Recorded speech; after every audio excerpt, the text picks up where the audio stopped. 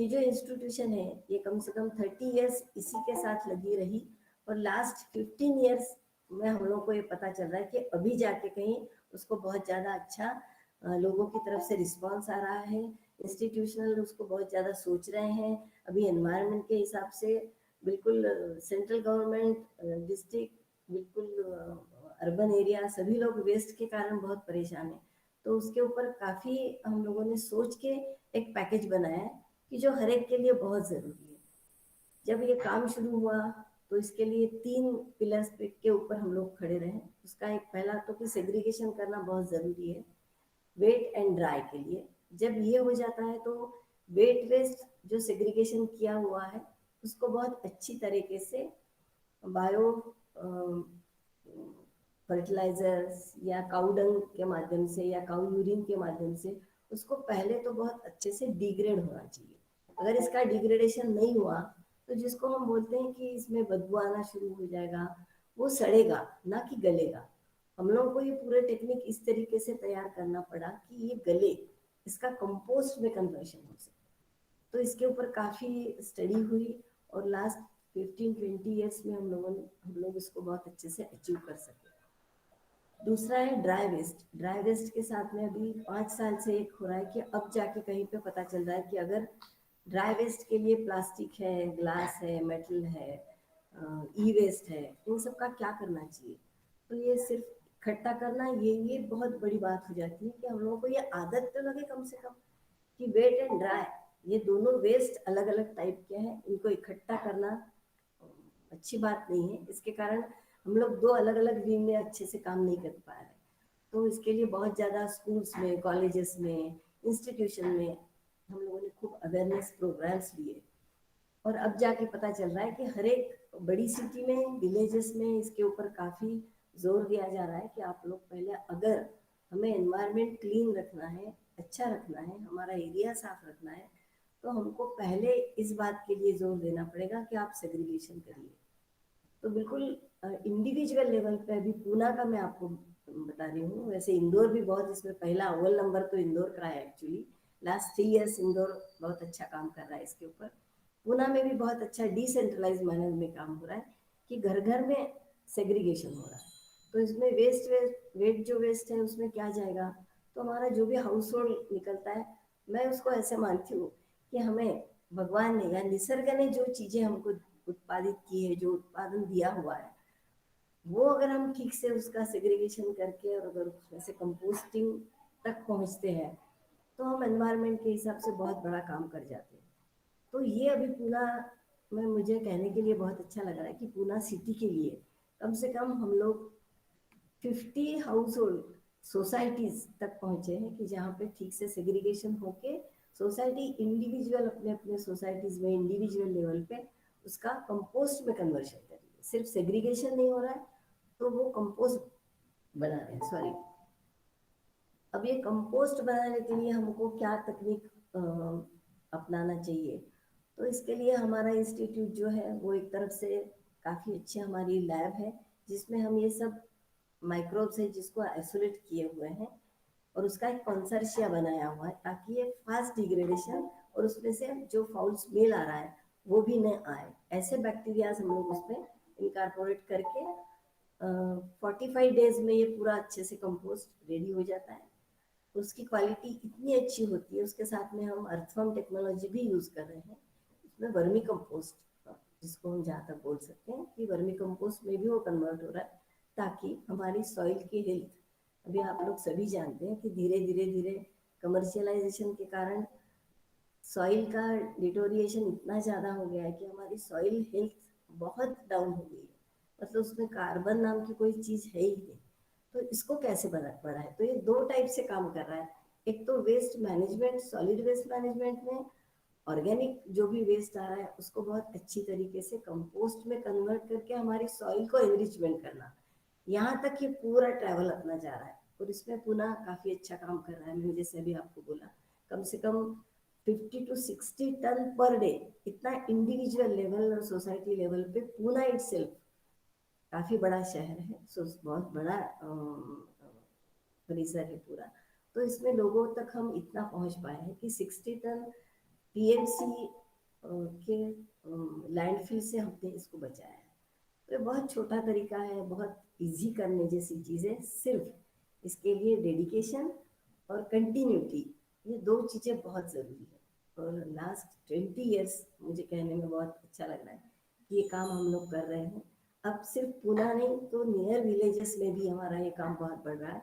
करीब करीब 50 to 20 villages हम लोगों ने अडॉप्ट किए हैं जहाँ पे टोटली वेस्ट मैनेजमेंट हो रहा है। और ये विलेजेस मतलब ये जो ग्राम पंचायत है, ये अपनी तरीके से इन लोगों को हम लोग ट्रेनिंग दे रहे हैं, कुछ फंडिंग ग्राम पंचायत अपने तरफ से इकट्ठा कर रही है, कुछ हाउस होल्ड इंडिविजुअल लेवल भी उसमें अपना पार्टिसिपेशन दे रहे हैं। और इस तरीके से ये कम से कम 15 से 20 विलेजेस में ये काम हो रहा है। तो वहाँ पे भी डायरेक्टली ये जो सोर्स मिल रहा है वेस्ट का, ऑर्गेनिक वेस्ट का, ये टोटली लैंडफिल ना होके हमारी ज़मीन में जा रहा है, जिससे हमारी भूमि जो है वो उपजाऊ हो रही है। दूसरा जो मैंने आपको बताया कि ड्राई वेस्ट, तो ड्राई वेस्ट के लिए भी अभी तक तो ये हुआ कि लोगों ने सेग्रीगेशन काफ़ी अच्छे माध्यम पे शुरू कर दिया है।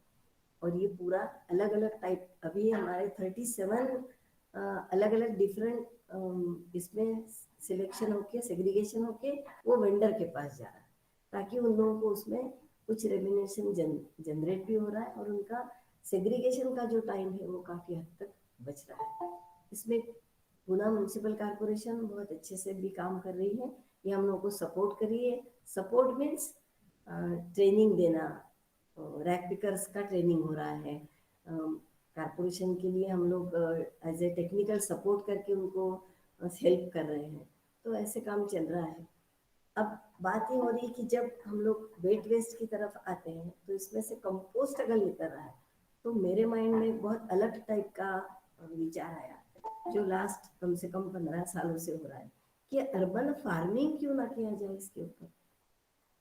ये सोच थी कुछ पहले, तो 10-12 लोगों के साथ मिलके हम लोगों ने टेक्निकली इश्यूज क्या आ सकते हैं, फार्मिंग हो सकता है क्या, फिर उसके ऊपर टेरेस फार्मिंग हो सकता है क्या, क्योंकि लैंड कम हो रहा है।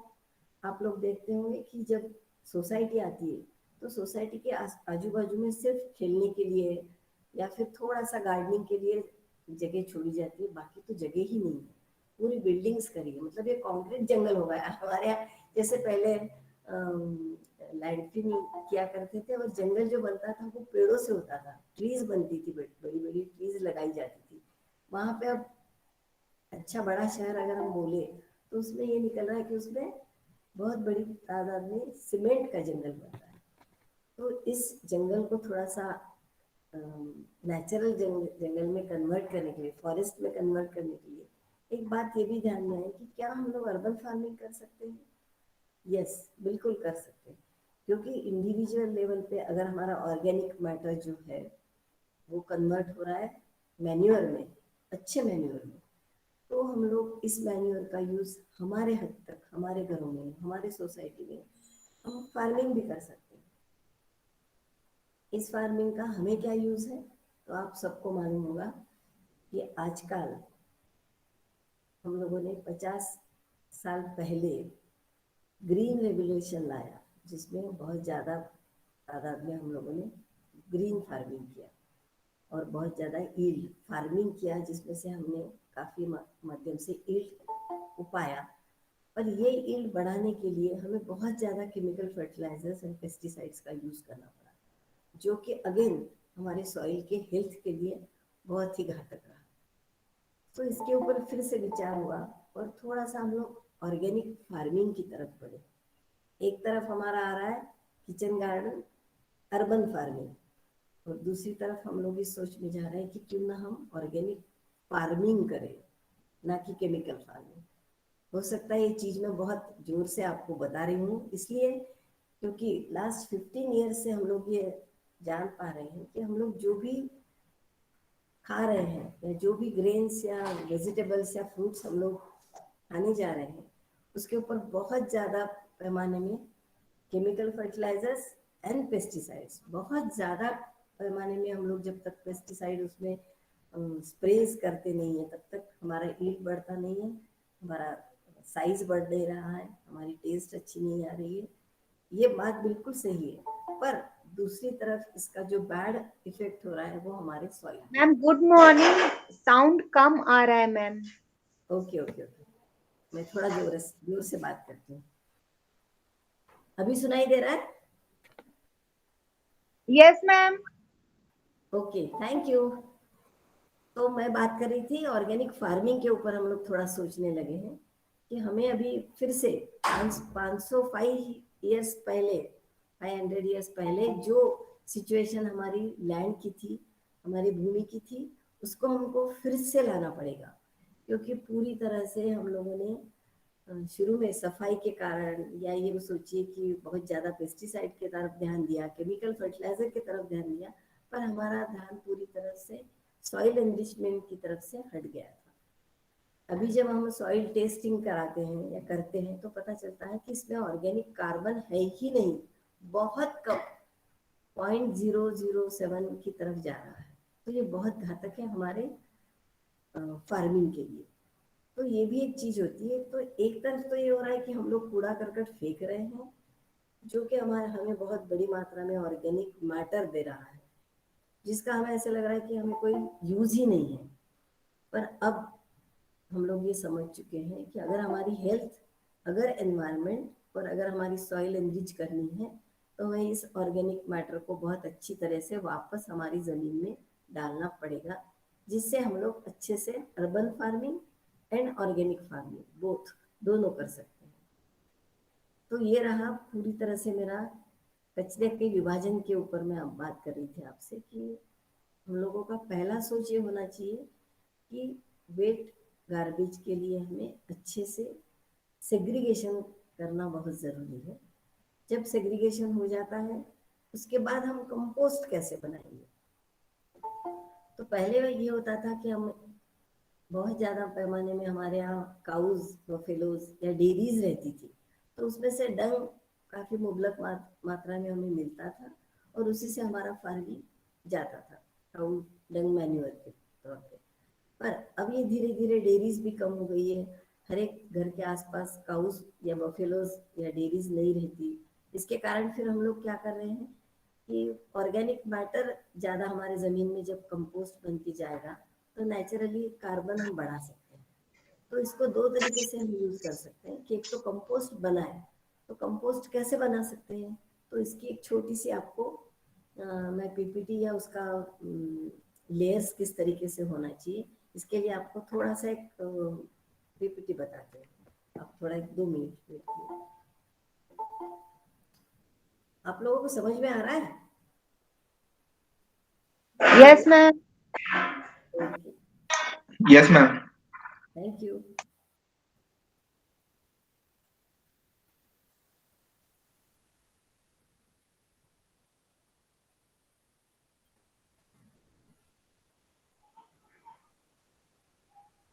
पहले तो हम लोग ये सोच ले कि हमको कंपोस्ट कैसे करना है, इंडिविजुअल लेवल पे, मतलब अर्बन साइड में, या फिर फार्मर्स के लिए।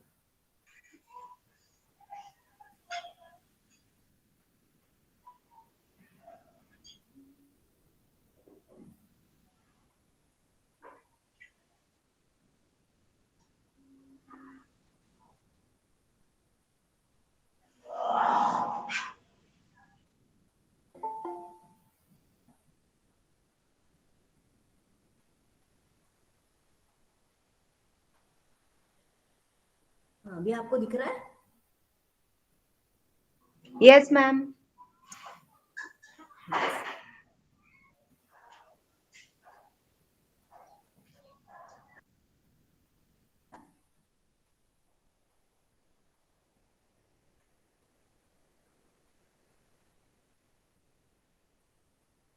हाँ, तो ये चारों हम लोग जब सिस्टम बोलते हैं, तो आपको पता चल रहा है कि किचन वेस्ट, कैंटीन वेस्ट, पहले इस पे हम लोग देख रहे हैं, ये अपना ऑर्गेनिक वेस्ट में आएगा जो हमारे Excuse me, ma'am, voice problem. Okay. Am I audible to everyone now?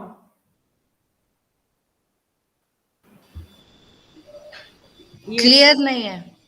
Yes clear नहीं आ रहा है? क्लियर है मैडम, क्लियर है। तो अभी वेस्ट के मैंने आपको 3 टाइप बता रही हूँ। 3 टाइप्स है जो हमारे वेस्ट में हम लोग देखते हैं।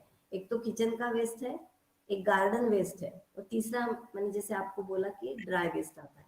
सो kitchen waste and garden waste, ये दोनों वेस्ट ऐसे हैं कि जिसमें घर में से जो निकलेगा वो किचन वेस्ट होगा, इसमें पील्स आएंगे, उसके बाद हमारा लेफ्ट ओवर जो फूड होगा वो आएगा, छिलके आएंगे, ये सारी चीजें आती हैं।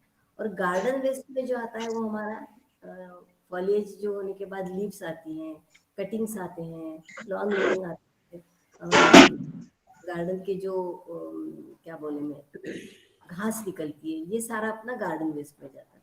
तो इन दोनों का जब हम लोग कंपोस्ट में कन्वर्शन करते हैं तो उसके लिए हमें कुछ मेथड अपनाना बहुत जरूरी है।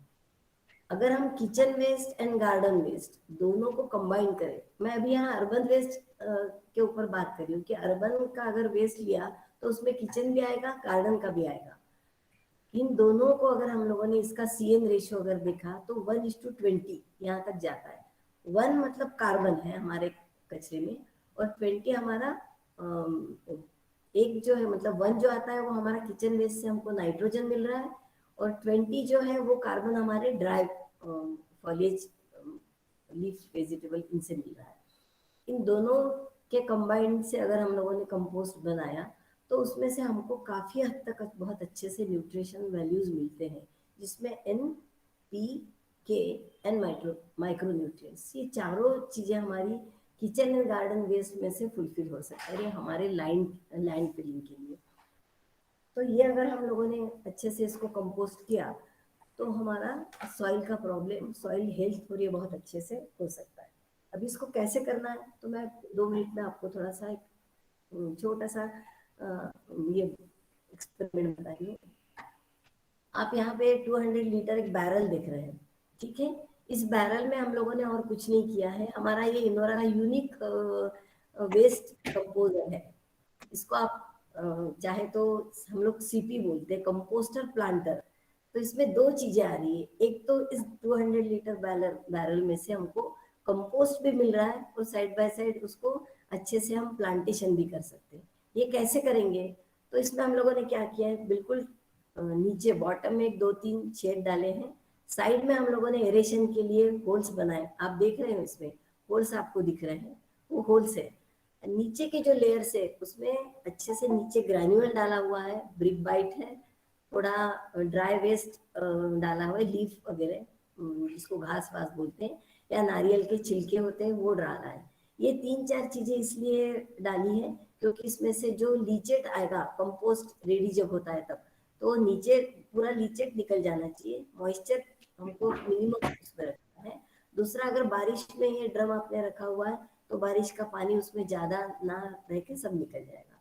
ये लेयर्स जो है ये कम से कम 1 फीट तक होनी चाहिए नीचे। मैं फिर से एक बार रिपीट कर रही हूँ, नीचे थोड़ा सा ब्रिक बाइट, उसके ऊपर ग्रेवल्स, उसके ऊपर आपका ड्राई वेस्ट मतलब पत्ते, फूल, उसके बाद ग्रास, नारियल के छिलके, ये सब 1 फीट तक ये लेयर होना चाहिए।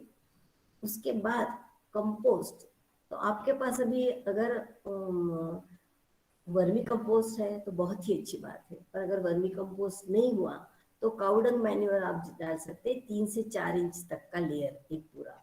उसके बाद इसमें थोड़े से अर्थवर्म भी छोड़ने हैं हमें, एक 100 ग्राम के करीब। उसके बाद इसके ऊपर आपको रोज का 1 kg तक डेली किचन एंड गार्डन का जो वेस्ट निकलता है, हेलो, 1 kg पर डे, इतना ये कंज्यूम कर सकता है हमारा 200 लीटर का जो बैरल है वो। आपको अभी ताज्जुब होगा कि ये बैरल में रोज अगर हमें 1 kg किचन वेस्ट डाल रहे हैं तो हो सकता है महीने 2 महीने में एक स्टेज ऐसी आ जाए कि ये पूरा भर जाएगा मैम, तो फिर क्या करेंगे। तो जी नहीं, ऐसे नहीं होने वाला है। ये हमारा थोड़ा जादुई डिब्बा है, ऐसे अगर उसको बोलेंगे तो चलेगा, क्योंकि इसके साथ में अर्थवर्म के साथ हम लोग कुछ बैक्टीरियल कल्चर्स डाल रहे हैं जो हमने हमारे लैब में ही ग्रो किया। ये आपको यहाँ से भी मिल सकता है, आप वहाँ पे भी खरीद सकते हैं। इसको हम डीकम्पोस्टिंग कल्चर करके बोलते हैं। तो ये फास्ट क्या कर रहा है, तो ये डीकम्पोस्टिंग कल्चर के जरिए हम कुछ माइक्रोब्स इसमें डाल रहे हैं जो फास्ट डिग्रेडेशन करेगा। हमारे किचन वेस्ट का, बहुत जल्दी इसमें से ये ब्रेक हो जाता है और उसमें कंपोस्ट में कन्वर्शन होता है with in 8 to 10 days first layer. तो ऐसे लेयर कंज्यूम करते जाते हैं और ये कंपोस्ट में कन्वर्शन होता है। इसमें पानी डालने की बिल्कुल ज़रूरत नहीं है, क्योंकि हमारा जो kitchen waste and garden waste है उसमें कम से कम 80%, 60 to 80% वाटर होता है, तो हमें पानी एक्स्ट्रा डालने की ज़रूरत ही नहीं है। आप रोज़ डालते जाइए। 8 दिन के बाद हमें सिर्फ 1 चम्मच मतलब 5 to 10 ग्राम आपको उसमें कल्चर डालना हुआ है। और उसके बाद जब ये कन्वर्जन होता है कंपोस्ट में, तो उसमें से थोड़ा सा फाउल स्मेल आने लगता है, क्योंकि कुछ चीज़ें डिग्रेड नहीं होती, थोड़ी सी सड़ना शुरू हो जाती है। तो ऐसे टाइम में हमें एक स्प्रे, हमने IVEM करके एक स्प्रे उसके साथ में दिया हुआ है, जो ये फॉल स्मेल जो आ रहा है वो स्मेल को ट्रैप करता है। 8 दिन के बाद हमें इसको थोड़ा सा टर्निंग करना है, नीचे की लेयर है वो ऊपर लाना है। इस तरीके से आप देखेंगे तो आप 3 महीने तक, 6 महीने तक जाओगे तो आपको ध्यान में आएगा कि सिर्फ 1 से 2 इंच तक की लेयर ही ये पूरा कन्वर्शन होके कंपोस्ट में कन्वर्ट हो रहा है। मतलब इसमें ये हुआ कि 80% ये मॉइस्चर एंड अदर गैसेस के कारण ये निकल जाता है, और सिर्फ 10 to 20% उसमें से कन्वर्शन होके अपने को कंपोस्ट मिलता है। तो ये लेयर जो है कंपोस्ट का, ये 1 से 1.5-2 इंच से ज़्यादा बनता नहीं है। इसलिए ये जो 200 लीटर का बैरल है ये कभी फुलफिल होता ही नहीं। हर 8-9 महीने के बाद आप देखेंगे तो 3 से 4 इंच की लेयर ही आपको उसमें कंपोस्ट की हुई दिखाई देगी। धीरे धीरे आपका ये 1 फीट तक कंपोस्ट रेडी हो जाएगा 1 साल में। उसके बाद में इसका मजा है कि उसमें जो होल्स किए हैं उस होल में आप कोई भी सैपलिंग्स, चाहे वो वेजिटेबल हो, चाहे वो फ्लावरिंग का हो, चाहे वो मेडिसिनल प्लांट हो, छोटा सा एक सैपलिंग बाहर से इंसर्ट कर दीजिए उस लेयर तक कंपोस्ट आने के बाद। तो आप अभी इसमें सीपी में ये कंपोस्टर प्लांटर में देख रहे हैं कि हर एक साइड में हमने कुछ ना कुछ जो प्लांट लगाया हुआ था वो बहुत अच्छे से ग्रो हो रहा है। उसका कारण क्या है? तो इसको सॉइल की ज़रूरत नहीं है, इसको एनरिचमेंट की ज़रूरत है। बाकी जो इंग्रेडिएंट्स है NPK, मैक्रोन्यूट्रिएंट्स, माइक्रोन्यूट्रिएंट्स, ये पूरे के पूरे इस कंपोस्ट में से उसको मिल रहे हैं, इसलिए ये प्लांट इतने अच्छे से आराम से ग्रो हो सकता है। जब ये 3/4 तक आ जाता है उसके बाद आप इसमें बड़ा कोई भी प्लांट लगा सकते हैं, जैसे पोमोग्रेनेट है, लेमन है, पपीता है, इस तरीके से। तो हमारा कहना ये है कि ये एक ड्रम जो है कंपोस्टर प्लांटर, ये एक हाउस होल्ड के कम से कम डेली 1 kg के लिए सफिशिएंट है। और ये कितने साल चलेगा? तो कम से कम 2-3 साल तो आराम से कंपोस्टर प्लांटर में आप आपका किचन का वेस्ट डालते जाइए। बहुत ज़्यादा अगर कंपोस्ट माध्यम उसमें बढ़ गया है तो आप हार्वेस्ट कर सकते हैं, कंपोस्ट निकाल लीजिए और अपने गमले में डाल लीजिए। इस तरीके से हम हाउस होल्ड लेवल पे, घर के लेवल पे हर एक घर में इस तरीके का कंपोस्ट प्लांटर लगा के 2 चीज़ें हम कर रहे हैं इसमें। एक तो हम कंपोस्ट बना रहे हैं जिसके कारण आपका वेट, जो भी गार्बेज है वो कंज्यूम हो रहा है, और दूसरा एनवायरनमेंट के हिसाब से हम वहाँ पे वेजिटेबल, फ्लावर्स या मेडिसिनल प्लांट लगा रहे हैं, जिसके कारण हमारा ऑक्सीजन परसेंटेज मिल रहा है और कार्बन डाइऑक्साइड ट्रैप हो रहा है। तो ये हमारा पूरा एक सिस्टम है हाउस होल्ड किचन गार्डन के लिए। जैसे मैंने आपको बताया था कि टेरेस फार्मिंग, अब आप यहाँ पे भी कुछ फोटोग्राफ्स देख रहे हैं, आपको ताजुब होगा। टीवी के ऊपर आप सुहाना मसाला या प्रवीण मसाले, इसका एक एडवर्टाइजमेंट आ रहा है। हमारे महाराष्ट्र में तो बहुत चल रहा है, बाकी जगहों पे भी आ रहा है। ये करीब करीब 300 ड्रम्स है, जिसमें उन्होंने chillies, totally organic chillies and pumpkin इसमें से ग्रो किए हुए हैं। तो ज़रूरी नहीं है कि ये सिर्फ हाउस होल्ड तक ही ये सीपीज हमारा काम करें। अगर आपके पास लैंड है अच्छी 10 गुंठाज है या हाफ गुंठाज है, तो इसमें ड्रम का यूज़ हम इस तरीके से भी कर सकते हैं।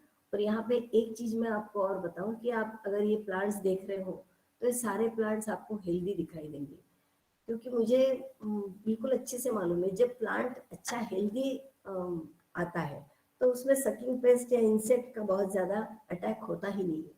तो ये प्लांट बहुत अच्छे से ग्रो हो रहे हैं, उसमें कोई सकिंग पेस्ट आपको दिखाई नहीं देगी, और उसमें से जो भी कुछ प्रोड्यूस आएगा वो टोटली ऑर्गेनिक और बहुत टेस्टी होगा, ये मैं आपको बता सकती हूँ। तो इस तरीके से मैंने जो आपको बोला कि अर्बन एंड रूरल में कम से कम 700 इंडिविजुअल लेवल हाउस होल्ड में हम लोगों ने इस तरीके से ड्रम लगाए हुए हैं, जहाँ पे इंडिविजुअल लेवल पे हर एक घर में इस ड्रम में उसका कचरा 500 केजी से ग्राम से लेके 1 केजी तक इसमें आराम से रोज जा रहा है।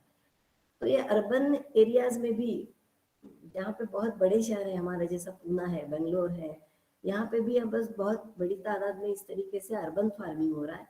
ये ऊपर वाला जो राइट साइड का आप कंटेनर देख रहे हैं, इसके पीछे आप देखिए एक बेड बना हुआ है, जहाँ पे कोई सीमेंटिंग काम नहीं किया हुआ है, सिर्फ एक के ऊपर एक ब्रिक्स रखी है और एक जिसको हम क्या बोले, एक बेड बना देते हैं और उसमें सारा कचरा जाता है, कंपोस्ट रेडी हो जाता है और उसी कंपोस्ट पे फिर हम लोग वेजिटेबल ग्रो करते हैं।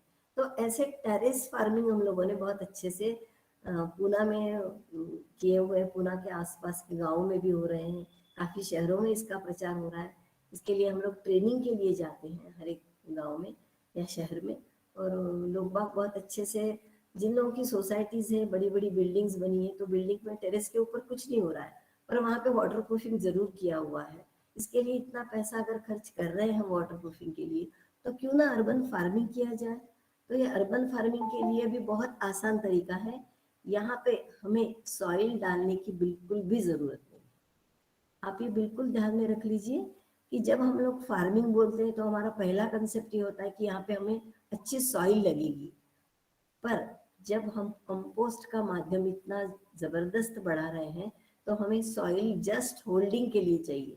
प्लांट होल्ड होने के लिए हमें बिल्कुल 10 to 20% सॉइल की ज़रूरत है, बाकी आपका पूरा कंपोस्ट में ये गार्डन बहुत अच्छा डेवलप हो सकता है, रूट्स बहुत अच्छे डेवलप होते हैं।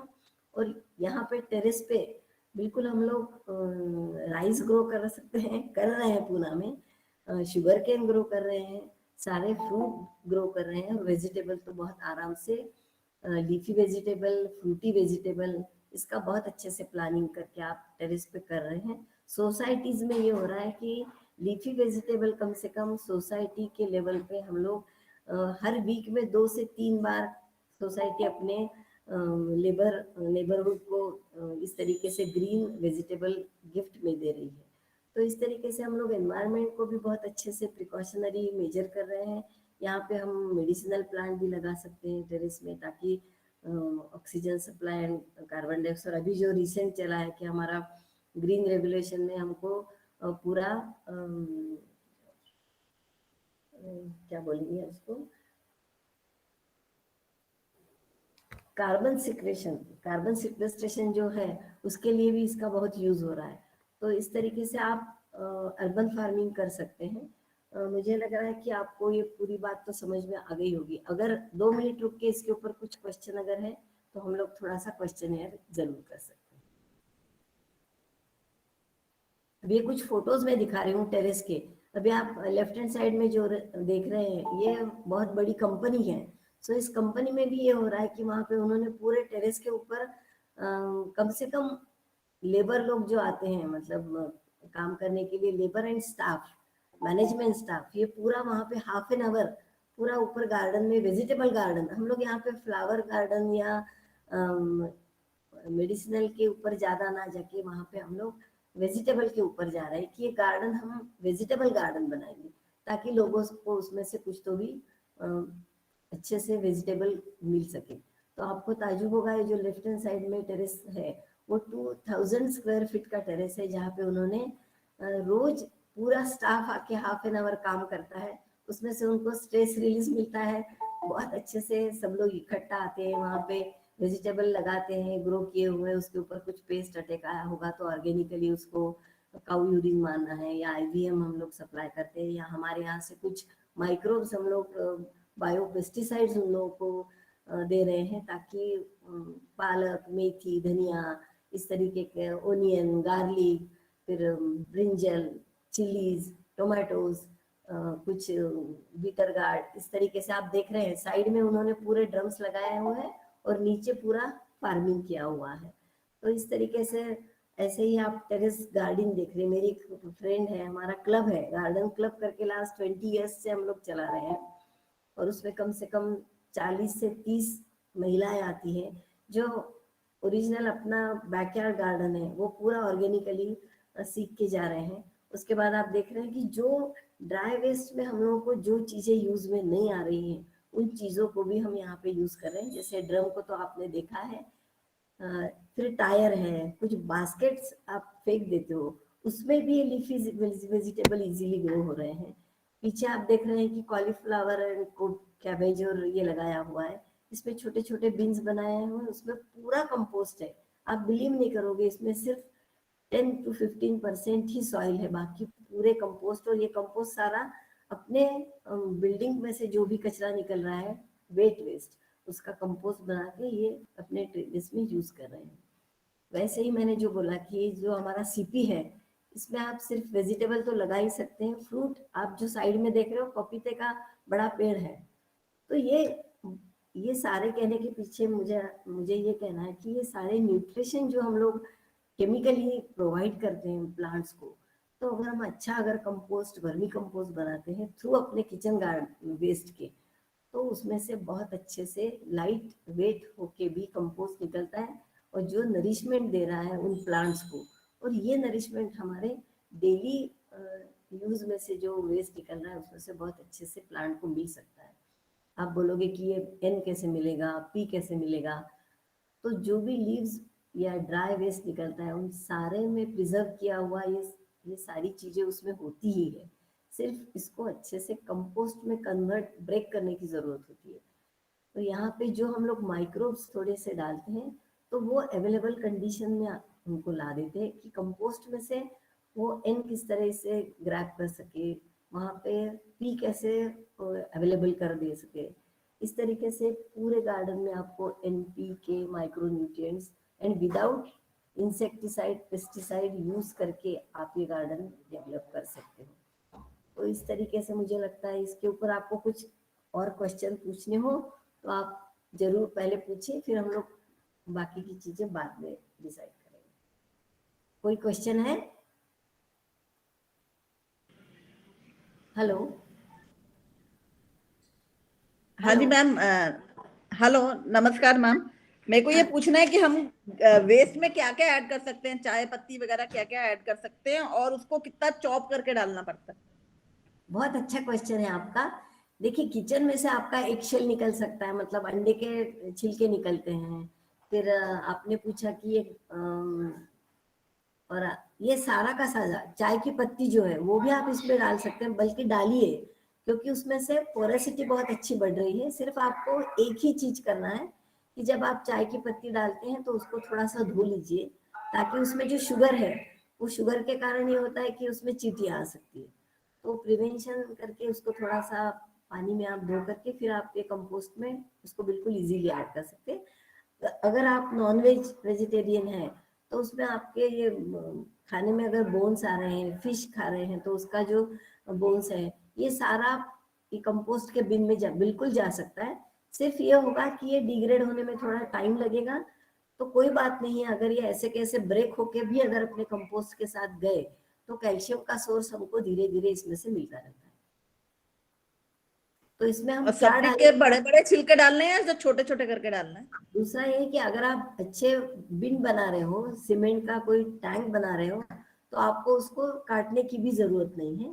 पर अगर सोसाइटी लेवल पे अगर आप कर रहे हो तो थोड़ा सा आपको उसको कुछ श्रेडर है या उसको थोड़ा छुरी से थोड़ा बारीक उसके पीसेस करेंगे तो ये ज्यादा जल्दी डिग्रेड होगा, जल्दी कंपोस्ट में कन्वर्शन होने में उसको टाइम नहीं लगेगा, अच्छे से कंपोस्ट होगा। दूसरी बात है कि आपका वॉल्यूम जो है वो कम हो जाएगा अगर आप उसको कट करते हैं तो, क्योंकि अगर वैसे के वैसे डालेंगे तो आपकी जो जगह है वो फिर बहुत जल्दी भर जाएगी। जैसे हम लोग यहाँ पर सीपी दिखाया हुआ है, ये जो ड्रम है इसमें अगर वैसे के वैसे बैंगन है सड़ा हुआ है वैसे ही डाल दे, और अगर उसको चॉप करके डालते हैं तो आपका एरिया है वो थोड़ा सा आपको कम लगेगा, इसलिए उसको चॉप करके डाले तो बहुत ज्यादा है अगर इंडिविजुअल लेवल पे डाल रहे हो।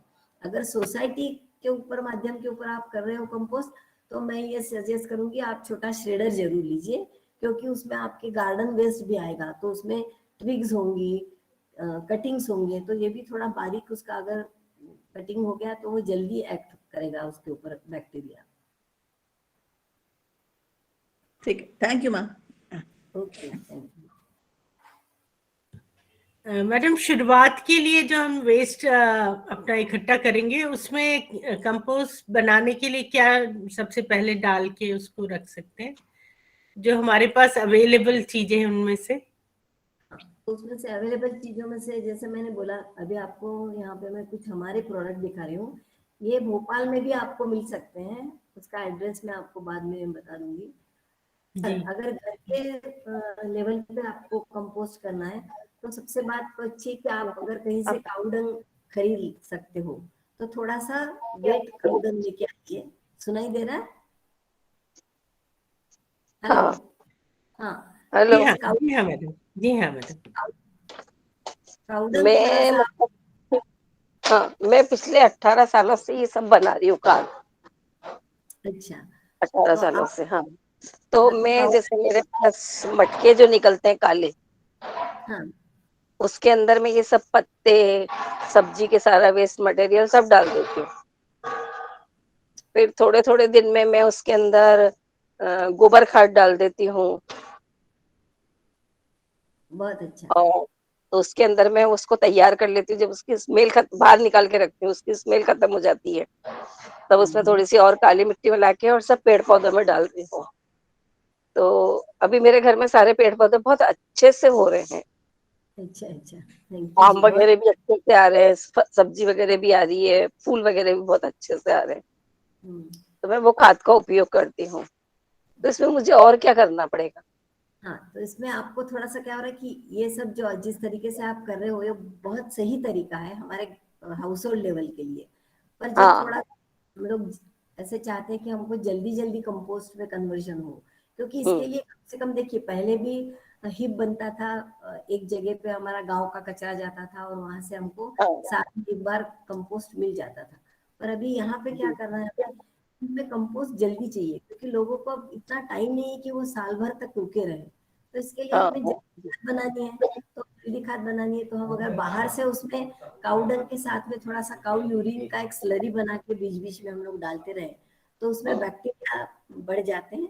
और ये जो आप घोल बना रहे हैं काऊ डंग काऊ यूरिन, तो थोड़ा सा उसमें जैगरी मतलब गुड़ और थोड़ा सा चने का आटा भी उसमें मिला दीजिए। और काय का आटा?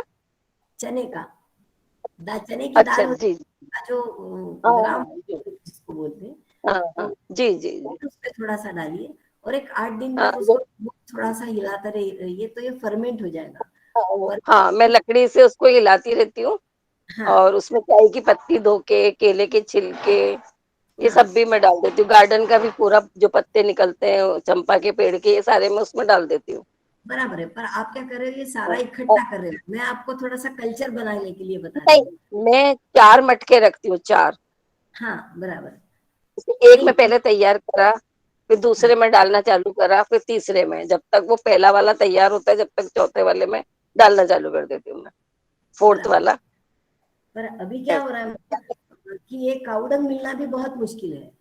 अरे बड़ी सोसाइटी में तो डंग भी मिलना नहीं, उसके लिए ढूंढने के लिए जाना पड़ता है। इसलिए कुछ ऐसे आइसोलेट किए हुए कल्चर्स हैं जो बहुत जल्दी डिग्रेड होते हैं और ये 1 चम्मच कल्चर आप डाल दोगे तो आपको 8 दिन तक कुछ देखने की जरूरत नहीं। तो ये आपको बाजार में भी मिल जाएगी अगर आप थोड़ा सा वहाँ पे ढूंढेंगे तो एग्री जो ग्रुप्स होते हैं वहाँ पे भी ये कल्चर आपको मिल सकता है और हम लोग यहाँ से भी बेच सकते हैं उसको। तो ये एक बात हुई। तो अगर ये कल्चर डालते हैं तो हमारा 45 डेज में बहुत अच्छे क्वालिटी का कंपोस्ट तैयार हो जाता है। आप जो कर रहे हो वो भी बहुत अच्छी प्रैक्टिस है कंपोस्ट के लिए, पर उसको थोड़ा टाइम लगता है और उसमें सारे न्यूट्रिएंट्स आप एक जगह पे नहीं पाते हो। ये अगर कल्चर आप डालेंगे तो आपको अलग अलग टाइप के सारे न्यूट्रिएंट्स उसमें एक ही जगह पे और जल्दी इंटीग्रेशन होगा। और ये जो कंपोस्ट बनेगा ये आपका बहुत ही बिल्कुल चाय की पत्ती की तरह जैसे आपने छान के लिया होगा, बिल्कुल काले रंग का, विदाउट स्मेल। मतलब उसका आप स्मेल लोगे तो आपको लगेगा कि हम लोग मिट्टी का, जैसे बारिश के बाद भीनी खुशबू आती है मिट्टी की, वैसे उसका स्मेल आने लगेगा, वैसी खुशबू आती है। तो इतना अच्छा जब कंपोस्ट बन जाएगा तो आपको बाकी के कोई भी केमिकल्स डालने की उसमें ज़रूरत ही नहीं है। आप तो खुद कर रही हैं सिर्फ इसमें जल्दी करने के लिए हमें कुछ बाहर से कुछ सोर्स करके बैक्टीरिया कल्चर डालना जरूरी है, और वो भी अगर आपके पास अवेलेबल नहीं हो रहा है तो आप थोड़ा छाछ होता है घर में, हाँ, हम लोग तो छाछ आप, वो भी डाल रही हूँ मैं। पर ये घोल अलग से बना के दो, उसमें चीजें अलग हो रही। एक जगह आप पेस्ट इकट्ठा करिए और बीच हाँ, बीच में से इन ये जो हमने स्लरी बनाई है इसका छिड़काव करिए बीच बीच में। जी जी उसके जी। अंदर भिगो के डाल के रखने की जरूरत नहीं है, इसका छिड़काव करेंगे तो बैक्टीरिया को एरिया मिलेगा और उसके हाँ कारण जी वो ज्यादा बढ़ेंगे। इसका बिल्कुल अच्छा उदाहरण, मतलब हम लोग जो इडली का फर्मेंटेशन करते हैं, हम लोग इडली बनाते हैं घर में, जी जी। तो शुरू में उसका जामन होता है, दही जैसे जमाने के लिए थोड़ा सा जामन लगता है। हाँ वैसे जी। आपने सारा वेस्ट इकट्ठा कर लिया और उसमें बिल्कुल थोड़ा सा ये जामन के तौर के उसके ऊपर हाँ आपने डाल दिया, तो ये बैक्टीरिया को बढ़ने के लिए उतना एरिया मिल जाता है, मिल जिसके जाता है। कारण वो बहुत जल्दी बढ़ते हैं और जो आपका कचरा है उसको जल्दी खा लेते हैं और उसको कंपोस्ट में कन्वर्ट करते हैं। और मैंने जैसे अभी बताया कि इसमें सॉइल, जब आप गार्डन बना रहे हो, टेरेस गार्डन बना रहे हो या गमले में बगीचा बना रहे हो, तो उसमें बहुत ज्यादा मिट्टी की जरूरत नहीं पड़ेगी, क्योंकि ये वहां पे बढ़ते रहते हैं और ये कंपोस्ट का प्रोसेस चालू रहता है उनका कंटिन्यूअस। तो जितना ज्यादा कंपोस्ट आपके गार्डन में होगा उतने आपके पेड़ हेल्दी होंगे और उतना कंपोस्ट वो वहीं के वहीं जनरेट करते रहते हैं। ये सबसे बड़ा फायदा है इसका। तो सॉइल पोरेसिटी रहेगी, बिल्कुल हल्की जमीन रहेगी, डालोगे आप तो पानी पूरा स्पंज जैसे आपका मिट्टी हो जाएगा कि वो पानी उसमें पकड़ के रखेगी, तो आपको रोज पानी डालने की जरूरत ही नहीं है। आप अगर ज्यादा कंपोस्ट यूज करते हो तो आपको सबसे बड़ी जो फायदा है वो ये है कि आपको डेली वाटरिंग करने की जरूरत नहीं है। अभी तो ठंड है, तो ठंड में तो 2-2 3-3 4-4 दिन तक पानी नहीं दिया तो भी चलने वाला है, क्योंकि सॉइल इतना मॉइस्चर पकड़ के रखती है, अपने आप पेड़ों को पानी मिलता रहता है। और यही अगर आप मिट्टी बढ़ा दोगे तो मिट्टी सख्त हो जाएगी, उसमें पानी रोज डालना पड़ेगा। तो आप प्लीज कंपोस्ट का उपयोग ज्यादा करें ताकि पानी आपको कम से कम लगेगा, और जितना पानी कम लगेगा उतना आपका ग्रीनरी ज्यादा बढ़ेगी, फ्रूट का कंसंट्रेशन ज्यादा अच्छा आएगा, उसका टेस्ट भी ज्यादा अच्छा है। जितना ज्यादा पानी, उसके अंदर का जो भी पल्प है वो फिर वाटरी हो जाता है और फिर वो खराब भी जल्दी होता है। तो इसको थोड़ा स्ट्रेस भी मिलना चाहिए पेड़ों को। जब तक उसको स्ट्रेस नहीं मिलता पेड़ अपने आप लेने की कोशिश नहीं करता, तो थोड़ा उसको पानी का मात्रा जो है वो कम दीजिए। सिर्फ गर्मी के लिए हाँ मैं बोलूंगी कि गर्मी में आपको कम से कम दिन में एक बार पानी देना जरूरी है, पर उसमें भी जब हम लोग फार्मिंग करते हैं तो एक आप सुना होगा कि मल्चिंग का बहुत यूज होता है। ये आपने शब्द कभी सुना है कि मिट्टी को ढक के रखना चाहिए, जिसको हम लोग मल्चिंग बोलते हैं। जब गर्मी होती है तो गर्मी के समय में या बारिश के टाइम में या अभी ठंड के सीजन में आप अपने मिट्टी को जितना मतलब पत्ते हैं, घास है, या फिर जूट का बोरा है, इन सब चीजों से जितना, या नारियल के छिलके हैं, इन सब से आपका सॉइल जितना आप ढक के रखेंगे उतनी आपकी मिट्टी बहुत ज्यादा अच्छी रहेगी, उतनी वो मिट्टी तैयार रहेगी, उसमें उतने ज्यादा माइक्रोब्स बढ़ेंगे। जितने माइक्रोब्स बढ़ेंगे उतना आपका पेड़ ज्यादा हेल्दी रहेगा। और किसी का कोई क्वेश्चन है? मैडम मैम मेरा एक क्वेश्चन है, ये अभी जो आपने बताया सभी हम जो ग्रो कर रहे हैं सब कंटेनर में ग्रो कर रहे हैं, तो जी अगर किसी के पास में लैंड अवेलेबल है तो हाँ, भी क्या उसको कंटेनर में करना ज्यादा अच्छा है? क्योंकि लैंड में तो अगेन वो सॉइल में चला जाएगा जो भी डालेंगे और कुछ परसेंट उसका कम हो जाएगा न्यूट्रिएंट का मिल गई, तो क्या प्रेफरेबल क्या रहेगा लैंड होने के बाद भी क्या कंटेनर में करना चाहिए? जी नहीं, मैं तो, मेरा सजेशन तो ये रहेगा कि लैंड में आप ऐसा एक एरिया देखिए जो थोड़ा हार्डन है, या वहां पे आप थोड़ा सा ब्रिक बाइट नीचे डाल दीजिए। कोई कंटेनर में करने की जरूरत नहीं है। सिर्फ जब आप कंपोस्ट कर रहे हो तो एक बात ध्यान में रखिए कि आपकी जो ट्विग्स हैं या जैसे नारियल के बड़े बड़े पत्ते निकल रहे हैं, जो हार्डी मटेरियल है, उसको आप नीचे सॉइल के ऊपर पहले डालिए, ताकि उसमें से हवा भी नीचे से उसमें जाती रहेगी और जो भी ज्यादा पानी है वो पूरा सीपेज होके जमीन में चला जाएगा। तो नीचे अगर आप हार्डी मटेरियल डालते हैं जो जल्दी डिग्रेड ना हो, ऐसे मटेरियल डाल के, जैसे हम लोग यहाँ पे नारियल के छिलके हैं या कोकोनट का शेल है, वो आप पहले बिछा दीजिए और उसके बाद में उसके ऊपर पत्ते या जो भी आपका वेस्ट जा रहा है, ग्रीन या ड्राई लीफ जा रही है, वो डाल के और उसके ऊपर ये कल्चर या काउडंग मैन्योर या काउडंग स्लरी बना के डालेंगे तो एक के ऊपर एक के लेयर बनता जाएगा और उसमें अच्छा सा मॉइस्चर का थोड़ा छिड़काव कर दीजिए। ऊपर से आप प्लास्टिक या बोरे से ढक दीजिए। पर आपको हर 15-20 दिन में एक बार उसको पूरा टर्निंग करना है, नीचे का ऊपर तक लेके आना है। और ये जब बनाएंगे आप तो नीचे काउडंग मैन्योर जरूर नीचे पहला एक लेयर जो है वो उसका डालिए, क्योंकि जो भी माइक्रोब्स इसमें बढ़ रहे हैं या जो भी जीवाणु उसमें से उत्पादित होते हैं वो उस काउडंग के मैन्योर में इकट्ठे होके बढ़ना शुरू हो जाते हैं और वो ही फिर आपका ये पूरा कचरा खा के उसमें कंपोस्ट में कन्वर्ट करते हैं। जैसे 3 फीट बाय 3 फीट आपने एक एरिया ले लिया आपके सॉइल के वहां पे या आपके लैंड पे और उसके ऊपर पहले आपने गोबर का खाद डाल दिया है, उसके ऊपर आपने हार्डन जो मटेरियल मैंने बोला जैसे नारियल के पत्ते हैं या कटिंग्स है या ट्विग्स है उसको बिछा दिया।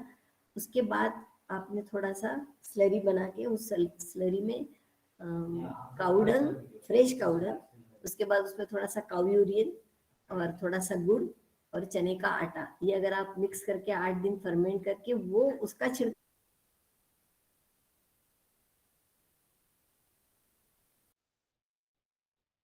रेडी हो जाता है। पर इसको 15 से 20 दिन में एक बार तो भी टर्निंग करना बहुत जरूरी है क्योंकि उसमें ऑक्सीजन जाना चाहिए। आप अगर टोटली उसको पैक करके रख दोगे तो यही डिकम्पोजिशन बहुत देर से होगा। जितना ऑक्सीजन लेवल उसका बढ़ेगा उतनी जल्दी आपका कंपोस्ट बढ़ेगा, क्योंकि उसमें के जो माइक्रोब्स है, बैक्टीरिया है, वो ऑक्सीजन के कारण फास्ट ग्रो हो सकते हैं, होते ही है बिल्कुल। तो मॉइस्चर, ऑक्सीजन और माइक्रोब काउडर, ये अगर आप अच्छे से लेयर बाय लेयर डालते रहें और उसको हिलाते रहेंगे तो आपका कंपोस्ट बहुत अच्छे से बन जाएगा। तो कोई टैंक की जरूरत नहीं है, कोई ड्रम की जरूरत नहीं है, आपको इस ग्राउंड पे ही करिए, ठीक है? या मैम, थैंक यू। और इसके साथ में अगर आप केचुए, जिसको अर्थवर्म की स्पीशीज है कोई 2-1, वो अगर उसमें आप इनकॉर्पोरेट करते हैं तो आपका कंपोस्ट और अच्छा होगा, क्वालिटी भी अच्छी होगी और कंपोस्ट फास्ट भी बढ़ेगा, बहुत जल्दी बन जाएगा। मैम टर्निंग करने के क्या क्या तरीके हैं इजी हम खुद कर पाए?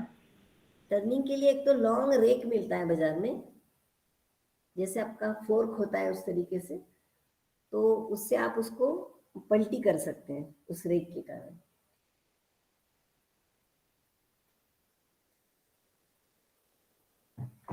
ठीक है? या फिर हाथ से भी आप उसको पलटी मार सकते हो, क्योंकि जो लेयर है, हाँ मुझे एक बात और आपको बता दी कि मैंने जैसे अभी विड्थ बताई आपको, तो 3 फीट आपका उसका विड्थ होना चाहिए बेड का। लेंथ आप चाहे जितनी रखिए, पर हाइट जो है वो बहुत मायने रखती है कि इसकी हाइट आपको 3 फीट से ऊपर नहीं जाना चाहिए कंपोस्ट करते समय।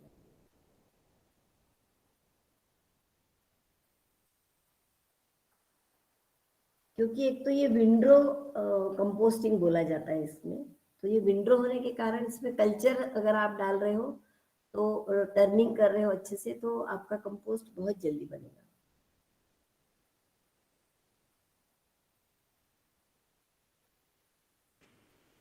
अगर जमीन में कर रहे हैं तो उसको कवर करके रख सकते हैं कुछ?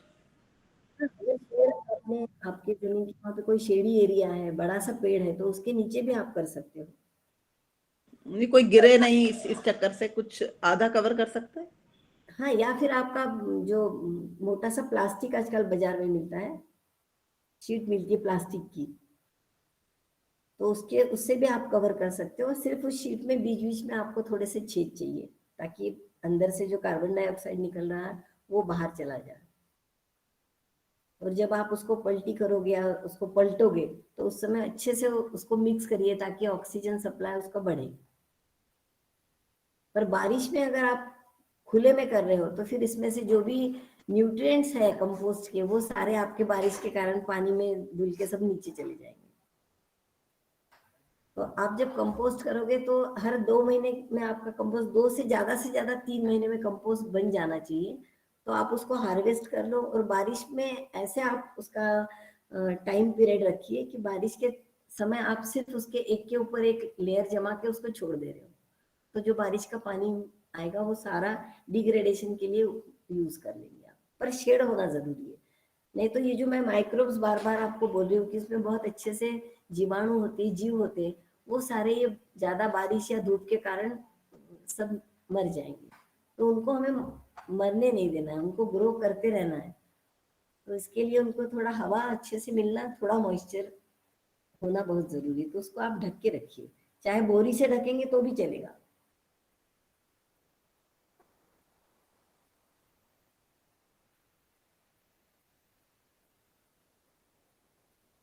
और किसी का कोई क्वेश्चन है?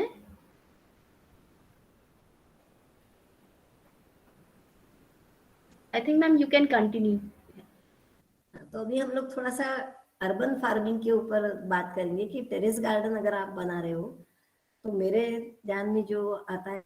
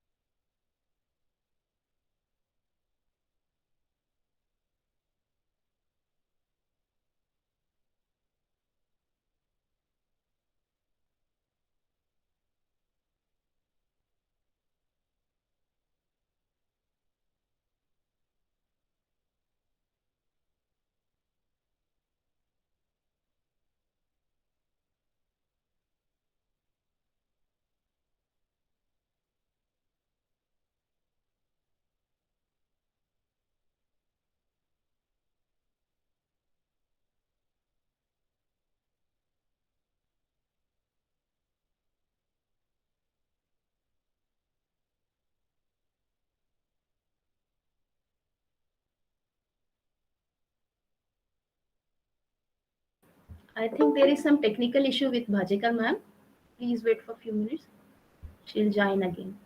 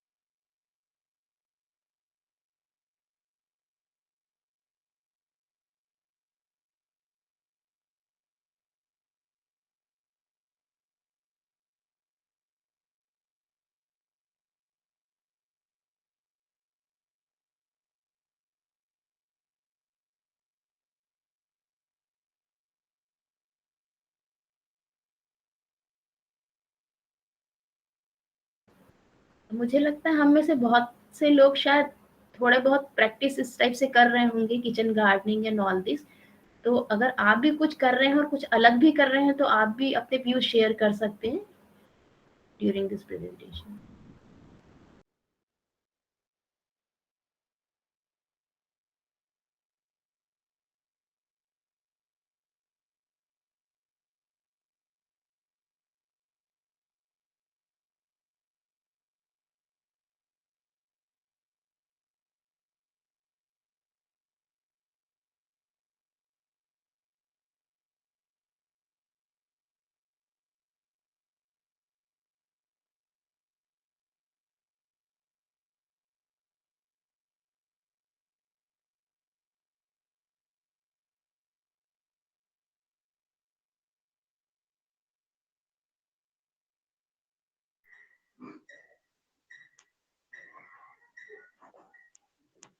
लगता तो कुछ ऐसा ही है, लंच में गई है।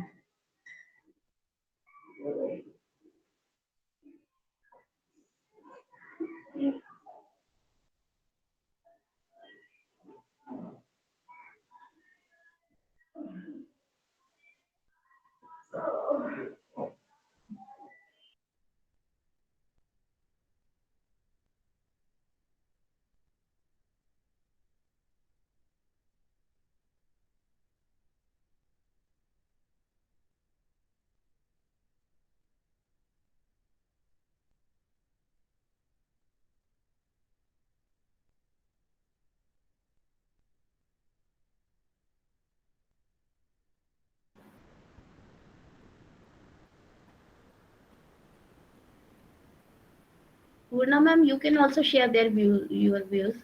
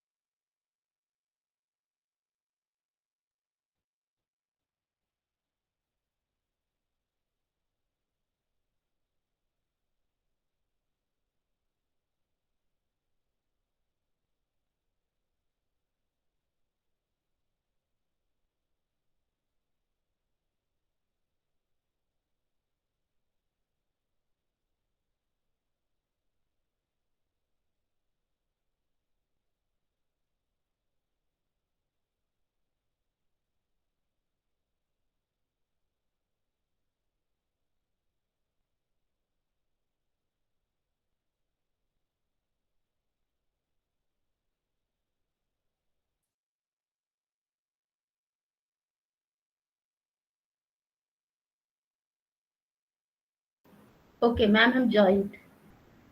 हेलो हेलो, सॉरी थोड़ा बीच में कुछ डिस्टरबेंस आ गया था, ऑफलाइन चले गए थे थोड़ा सा। तो अभी आप देख रहे हो, सुन रहे हो? Yes, ma'am. ओके, तो अभी मैं स्टार्ट करती हूँ। Yes ma'am. Okay, thank you. अभी मैं आपको थोड़ा सा एक वीडियो बता रही हूँ, आपको थोड़ा देखिए।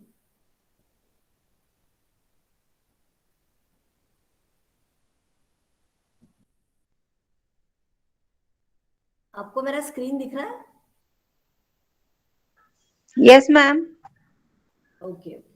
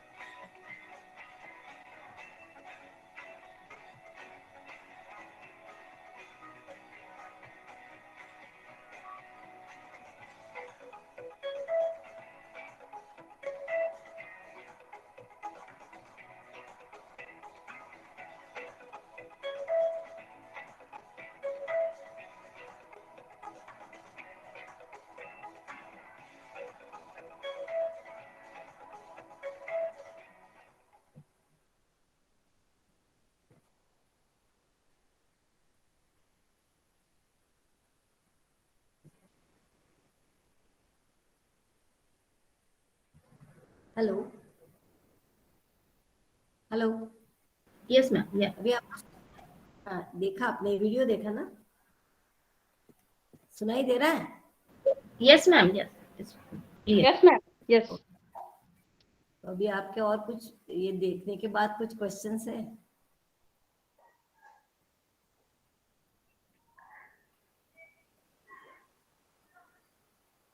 Yes ma'am, Kimmi Prasad from Jharkhand. नारियल का छिलका को कैसे करके करना है अ,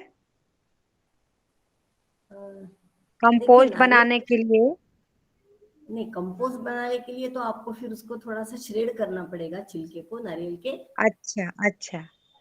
तो या तो उसके लिए मशीन लगेगा, पर आप घर के तौर पे अगर कर रहे हो तो नारियल के छिलका एक बोरी में भरी है पूरा, अच्छा और उसमें थोड़ी सी मिट्टी डाल के और पानी डाल के उसको बांध के धूप में रख दीजिए ऐसे। क्योंकि क्या यस होता है, हम मैम। यहाँ पे उसमें कल्चर्स यूज कर रहे हैं, डिकम्पोस्टिंग कल्चर करके बैक्टीरियल कल्चर आता है, वो उसमें यस डाल के मैम। आप रख दीजिए। और एक कम से कम महीने भर के बाद बिल्कुल इजीली आप उसको थोड़ा सा पीट देते हैं किसी डंडे से, तो जो ओके। हस्क, वो हस्क पूरा नीचे निकल आता है उसका, और अच्छा। थ्रेड्स अलग हो जाते हैं। तो वो कोकोपीट करके आप सॉइल में उसका उसको मिक्स कर सकते हैं। ओके मैम, और थैंक उसका यू। जो फाइबर निकलता है, वो फाइबर को आप सिर्फ नीचे जैसे हम लोग गमला भरते हैं, हाँ हाँ। पॉट को आप किसी पॉट में अगर पेड़ लगा रहे हैं, तो उसमें सबसे अच्छी बात है वाटर होल्डिंग के लिए कि जो भी कुछ नारियल के छिलका के ऊपर का निकलने के बाद कॉयर जो निकलता है, उसको यस पहले मैम। आप नीचे वो डालिए कम से कम 3 से 4 इंच तक, अच्छा और बाद में मिट्टी और कंपोस्ट डाल के फिर आप अगर उसमें प्लांट लगाते हैं तो वो बहुत अच्छे से ग्रो करता अच्छा। Okay ma'am, thank you. है। ओके,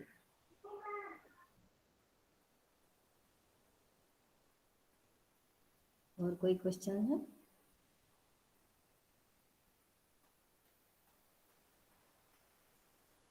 अब मेरी तरफ से दूसरा मुझे ये बताना था आपको कि मैं बार बार एक चीज को दोहराई रही हूँ कि आप कम मिट्टी या कम सॉइल और ज्यादा करके कंपोस्ट का यूज करिए। तो आपको थोड़ा अचरज होता होगा कि जब तक प्लांट में अगर मिट्टी नहीं है, सॉइल ही नहीं है, तो वो प्लांट कैसे ग्रो होगा? पर हम लोगों की ये धारणा थोड़ी गलत है। अगर कंपोस्ट के थ्रू अच्छे से उसको न्यूट्रिशन मिल रहा है प्लांट को, तो बिल्कुल जरूरी नहीं है कि उसमें मिट्टी ज्यादा होनी चाहिए। जैसे मैंने पहले भी बोला कि सिर्फ प्लांट के रूट्स को होल्ड करने के लिए हमें सॉइल की जरूरत है, बाकी जो न्यूट्रिशन मिलना है वो आपका कंपोस्ट या थ्रू ऊपर से जो भी एनरिच आप एलिमेंट्स डाल रहे हो उसके कारण ही प्लांट ग्रो होगा। पर ज्यादा कंपोस्ट यूज करने के कारण हमें 2-3 फायदे होते हैं। एक तो ये फर्स्ट फायदा हमारा ये है कि उसमें से अगर एक्सेस वाटरिंग हो रहा है प्लांट को, तो अपने आप वो पूरा ड्रेन हो जाता है, क्योंकि इसमें पोरेसिटी बहुत ज्यादा होती है कंपोस्ट में। दूसरी बात ये है कि इसमें खाद में या कंपोस्ट में जो भी आप फार्म यार्ड मैन्योर बना है या किचन वेस्ट से बना हुआ आपका कंपोस्ट है या गोबर की खाद है, लीफ मोल्ड है, इन सब में बहुत ज्यादा कार्बन होता है, जिसके कारण इसमें वाटर होल्डिंग कैपेसिटी बहुत ज्यादा बढ़ जाती है। तो इसलिए कंपोस्ट ज्यादा क्यों यूज करना है, क्योंकि इसमें ज्यादा करके पूरा ऑर्गेनिक मैटर है, और ये ऑर्गेनिक मैटर ज्यादा से ज्यादा मॉइस्चर को होल्ड करके रखता है। और इसलिए हमें कम मिट्टी ज्यादा मॉइस्चर लेना है, ज्यादा कंपोस्ट लेना है, जिसके कारण उसमें रोज पानी देने की जरूरत न पड़े। प्लांट खुद ब खुद अपने आप से कहता है कि मुझे अभी पानी की जरूरत है, तभी आप उसको दीजिए। तो वो कैसे जज करेंगे? तो अगर आप 2-3 दिन के बाद आपकी उंगली आपके इसमें डालते हैं मिट्टी में या पॉट के अंदर, तो आपको पता चलता है कि आपका जो फिंगर है वो मॉइस्ट लग रहा है या फिर ड्राई है। अगर वो ड्राई है तो इसका मतलब है कि आपको पानी देने की जरूरत है। अदरवाइज आप अगर वो मॉइस्चर है तो आप पानी बिल्कुल मत दीजिए, क्योंकि ये कंपोस्ट के कारण उसमें आर्द्रता बहुत ज्यादा रहती है अंदर। तो कम से कम 2-3 दिन के बाद ही आप उसको पानी दें। ये दूसरी बात हो गई। तीसरी बात यह है कि ये बहुत पोरेसिटी होने के कारण रूट से लेके पूरा ऊपर तक उसको ऑक्सीजन सप्लाई कंटिन्यूअस मिलता रहता है। आपको मालूम होगा कि जब हम लोग जमीन में प्लांट्स लगाते हैं या खेती में आप पेड़ लगाते हो तो उसको हर 8-15 दिन के बाद खुरपी करनी पड़ती है, मतलब सॉइल को आपको लूजन करना पड़ता है, लूज करना पड़ता है। पर अगर आप कंपोस्ट की क्वांटिटी बढ़ा देते हो तो आप खुद ब खुद देखोगे कि आपको उसको लूज करने की जरूरत नहीं पड़ती। अपने आप वो इतना उसमें इतनी ज्यादा पोरेसिटी होती है कि ऑक्सीजन उसको सप्लाई बहुत अच्छे से मिलता रहता है। और जितना ज्यादा अच्छा ऑक्सीजन मिलेगा उतने उसके वाइट रूट्स बढ़ते हैं। देखिए, हमको मेन रूट तो सिर्फ उस पेड़ को खड़ा करने के लिए जरूरत है। एक्चुअली जो भी आप एलिमेंट दे रहे हो उनको, NPK, वो ऑर्गेनिकली या केमिकली प्लांट को दे रहे हो, उनका 13 घटक होते हैं अलग अलग प्रकार के। ये अगर पेड़ को मिला आपको देना है तो उसके लिए टर्शरी या व्हाइट रूट, सेकेंडरी रूट उसके बढ़ना बहुत जरूरी है, जिसको हम लोग व्हाइट रूट बोलते हैं। और ये व्हाइट रूट सॉइल के, पेड़ के सिर्फ ऊपर के 6 इंच के एरिया में ही बढ़ते हैं और वहीं से ये पूरा ग्रैब करते हैं। चाहे उनको नाइट्रोजन चाहिए, चाहे उनको ऑक्सीजन चाहिए, चाहे उनको K चाहिए, P चाहिए, ये सारा वहां से प्लांट एब्जॉर्ब करता है। तो ये जितने व्हाइट रूट्स आपके अच्छे बढ़ेंगे उतना आपका प्लांट ज़्यादा हेल्दी रहेगा, ज़्यादा वेजिटेबल ग्रो करेगा, ज़्यादा फ्लावरिंग देगा। तो हमें ऑक्सीजन सप्लाई बहुत अच्छा चाहिए और ये व्हाइट रूट्स बढ़ाने के लिए आपको बहुत ज़्यादा मॉइस्चर और ऑक्सीजन की ज़रूरत पड़े। तो इसीलिए हमको कंपोस्ट ज़्यादा मात्रा में अपने पॉट्स में या ज़मीन में डालना ज़रूरी है। तो ये 3 चीज़ें मैंने आपको बता दी। चौथी बात ये है कि जब कंपोस्ट ज़्यादा रहता है तो कभी भी कंपोस्ट ये चीज़ फुल्ली डिग्रेड होती ही नहीं है, उसमें माइक्रोब्स के साथ कंटिन्यूअसली उसका डिग्रेडेशन चालू ही रहता है। और जब ये डिग्रेडेशन होता है वेस्ट का तो उसमें से ये सारे न्यूट्रिएंट्स निकलते रहते हैं। तो ये एंजाइम के थ्रू या फिर आप कल्चर्स डालते हो या फिर आप गोबर डालते हो तो इससे ये वहाँ के एंजाइम या माइक्रोब्स बढ़ते हैं जो प्लांट को नाइट्रोजन, फॉस्फोरस या पोटैश सप्लाई करना या यहाँ पे अवेलेबल कर देने का काम कंटिन्यूस करता है। इसलिए जब आप प्लांट लगाते हो तो हम लोग बोलते हैं कि उसके ऊपर मल्चिंग करना बहुत ज़रूरी है, ताकि मल्चिंग के कारण वहाँ पे ये बैक्टीरियल एक्टिविटी कंटिन्यूस चलती रहे। तो आप ये 2-3 चीज़ें बिल्कुल ध्यान रखिए। इसलिए कंपोस्ट का हमारे इसमें बहुत ज़्यादा महत्व है। और इसीलिए हम बोलते हैं कि जब आप किचन का जो भी आपका वेस्ट निकल रहा है तो वो फेंक मत दीजिए, उसका कंपोस्ट में कन्वर्शन करते रहिए और वो आप प्लांट को देते रहिए।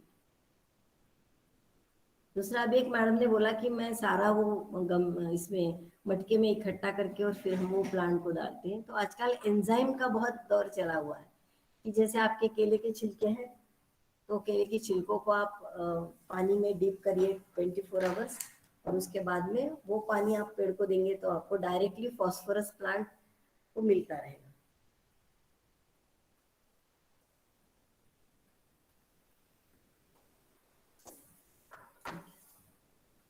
तो ऐसे कई प्रकार के हम लोग एंजाइम्स घर में भी बना सकते हैं। जैसे आप अगर एग खा रहे हो तो एग में से भी बहुत अच्छी तरह से आपको एंजाइम बनाते आता है। अभी उसका मैं आपको फोटो नहीं बता सकती और उसका प्रोसेस जरूर बता सकती हूँ। तो ये अगर एंजाइम आपको, जो भी आप घर में फ्रूट्स खा रहे हो तो उन सारे के पील्स एक कंटेनर में या एक बर्नी में, कांच के बर्नी में डालते रहिए। कम से कम वो 250 ग्राम हो जाएंगे। उतने ही उसमें 2-3 लीटर पानी डालिए और 2-3 दिन उसको रख दीजिए, उसको छान लीजिए।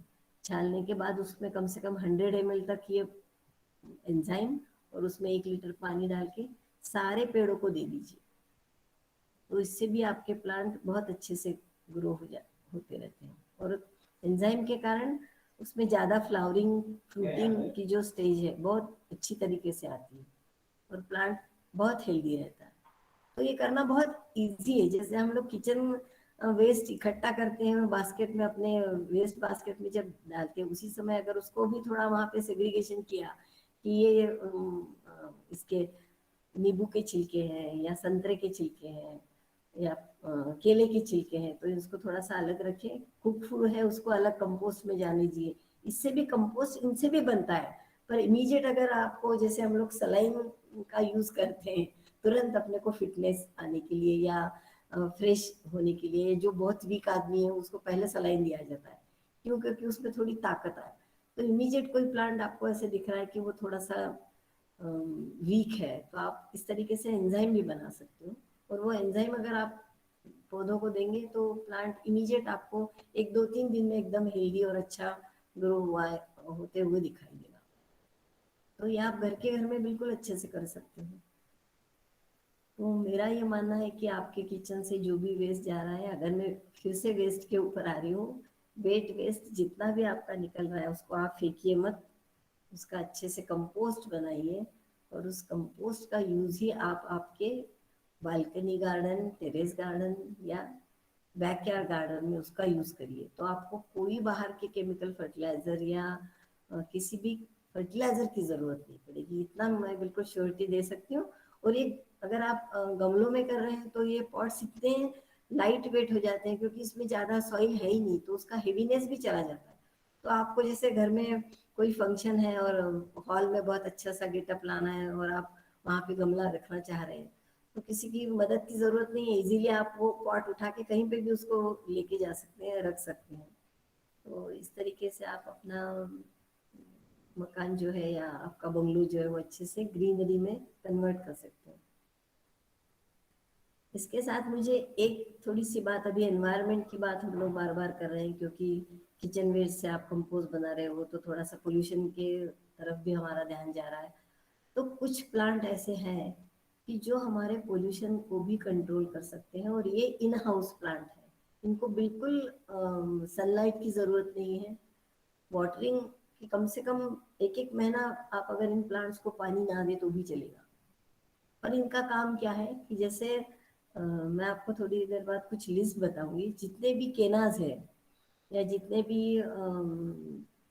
इंडोर प्लांट्स है, ये सारे इंडोर प्लांट्स का काम ही ये है कि हम अगर इनको अपने घर में मकान में रखेंगे या अपने फ्लैट में रखेंगे, तो ये क्या करते हैं कि हर एक plant direct carbon dioxide inhale करता है ना, ऑक्सीजन सप्लाई करता है विदाउट सनलाइट एंड वाटरिंग। तो ये एक बहुत अच्छा तरीका है कि इसके लिए आप अगर किचन में 3-4 छोटे छोटे गमले रख दे रहे हैं, अपने बालकनी है किचन की छोटी सी, तो उसमें रख दीजिए। हॉल आपका है तो हॉल में 1-2-3 बड़े प्लांट रख दीजिए, ताकि आपका पूरे घर का जो एटमॉस्फेयर है वो पूरा अच्छे से खिला रहेगा, कोई भी एनवायरनमेंट आपको तकलीफ नहीं देगा इसके कारण। क्योंकि अभी पोल्यूशन के कारण बाहर से बहुत ज़्यादा पोल्यूटेंट अंदर आ रहे हैं, जिसके कारण हम घर में भी रह के भी ऑक्सीजन अच्छी तरह से नहीं मिल पाता। उसके बाद हमारे यहाँ सब दूर हर घर में आजकल तो एसी लगे हुए हैं, तो सारी विंडोज क्लोज होती है, तो सनलाइट भी नहीं आ रहा है, ऑक्सीजन भी नहीं आ रहा है। तो ऐसे तरीके में होता है कि आपका अंदर ऑक्सीजन अच्छे से सप्लाई करने के लिए आप ये प्लांट जरूर घर में रखिए। तो जैसे मैंने बोला केना है, बहुत सारे इंडोर प्लांट्स भी लिस्ट में इमीडिएट आपको नहीं बता सकती, पर आप अगर नर्सरी में जाओगे और उनसे बोलोगे कि हमें इंडोर प्लांट्स चाहिए तो वो ज़रूर आपको देगा।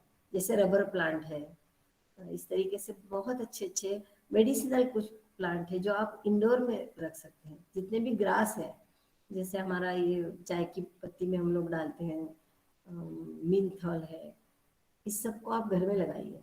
और ये घर में लगाने के लिए बहुत ज़्यादा बड़ी एरिया की भी ज़रूरत नहीं है, छोटे छोटे पॉट में भी अच्छे से ग्रो हो सकता है। सकुलेंट से, ये सारे सकुलेंट भी यही काम कर रहे हैं कि सारे आपके जो पोल्यूटेंट है वो एब्जॉर्ब कर रहे हैं और आपको ऑक्सीजन में कन्वर्ट करके वो ज़्यादा ऑक्सीजन देंगे।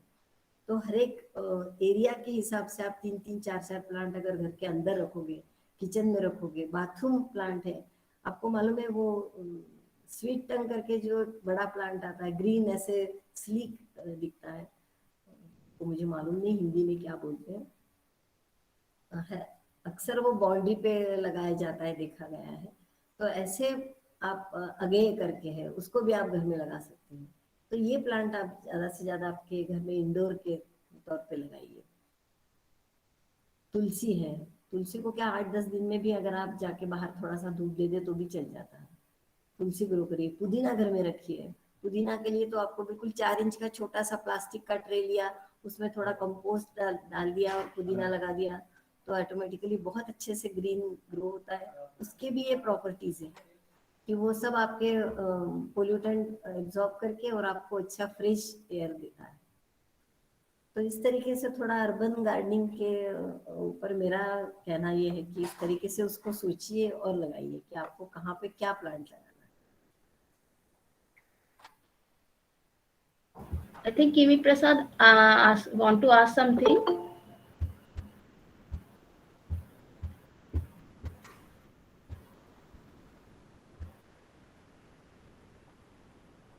Kimi Prasad.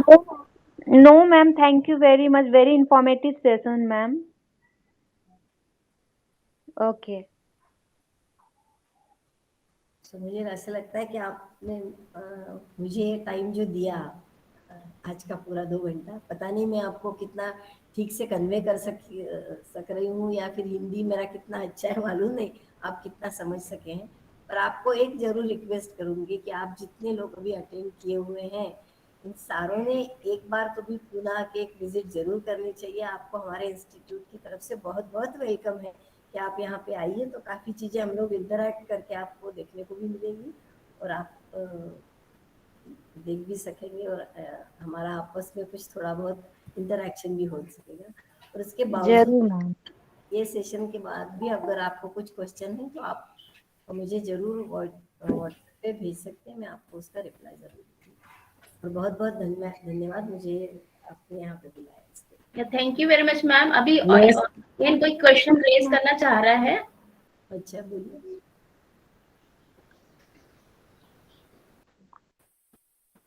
मैडम बहुत इंस्पायरिंग आपका लेक्चर रहा, बहुत कुछ सीखने मिला है और शायद उसको हम आगे अपने जीवन में उसको उतार भी सके।